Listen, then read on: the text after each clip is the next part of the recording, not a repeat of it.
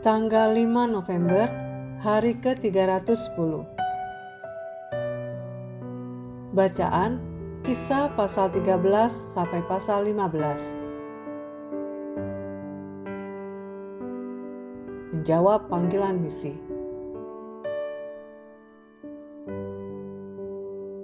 Garis besar. Mulai pasal 13, pusat pelayanan gereja berpindah dari Yerusalem ke Antiokhia, Syria. Di sanalah Roh Kudus memanggil Paulus dan Barnabas untuk memulai perjalanan misi pertama mereka, mewujudkan bagian terakhir dari amanat Yesus sampai ke ujung bumi. Kisah pasal 1 ayat 8. Keduanya menginjili wilayah-wilayah yang belum terjangkau: Siprus, Antiokhia Pisidia, Ikronium, Listra, dan Derbe.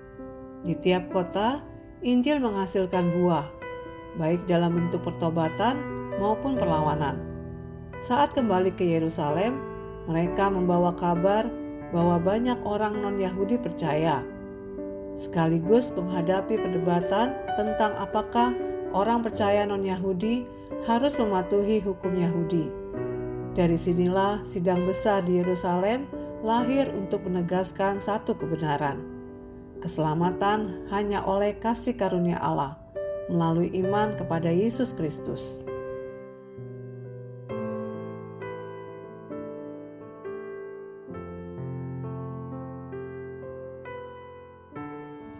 Renungan harian. Jika Anda bertanya siapa misionaris terbesar dalam Alkitab, kebanyakan orang akan langsung menyebut Paulus. Namun, pernahkah Anda berpikir bahwa para misionaris masa kini mungkin menghadapi tantangan yang jauh lebih besar? Paulus hidup di dunia yang menggunakan satu bahasa umum, Yunani, dan di bawah satu kekuasaan besar, Romawi. Ia tidak perlu mempelajari bahasa baru atau menyesuaikan diri dengan kebudayaan asing. Tetapi misionaris masa kini harus melayani di tengah budaya, bahasa, bahkan iklim yang sangat berbeda. Mereka berhadapan dengan tantangan yang menuntut ketekunan, iman, dan kasih yang luar biasa. Paulus berulang kali meminta dukungan doa dalam pelayanannya. Kolose pasal 4 ayat 3, 1 Tesalonika 5 ayat 25. Demikian juga para misionaris masa kini membutuhkan hal yang sama. Anda mungkin tidak bisa pergi ke ladang misi, tetapi Anda bisa menjadi bagian dari misi itu dengan berdoa. Letakkan foto para misionaris yang Anda kenal atau gereja Anda dukung di tempat yang mudah terlihat.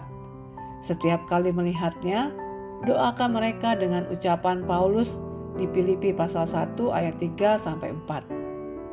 Aku mengucap syukur kepada Allahku setiap kali aku mengingat kamu, dan setiap kali aku berdoa untuk kamu semua.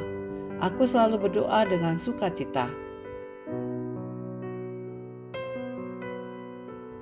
Doa adalah tali tak terlihat yang menghubungkan Anda dengan mereka yang melayani di ujung bumi.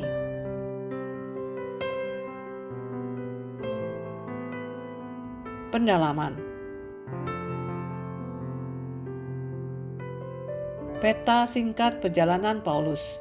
Kisah pasal 13 ayat 4-5. Perjalanan pertama, 2 tahun. Wilayah Galatia. Tim Paulus dan Barnabas. Perjalanan kedua, 3 tahun. Wilayah Makedonia dan Akhaya. Tim Paulus dan Silas. Perjalanan ketiga, 4 tahun. Wilayah Asia Kecil.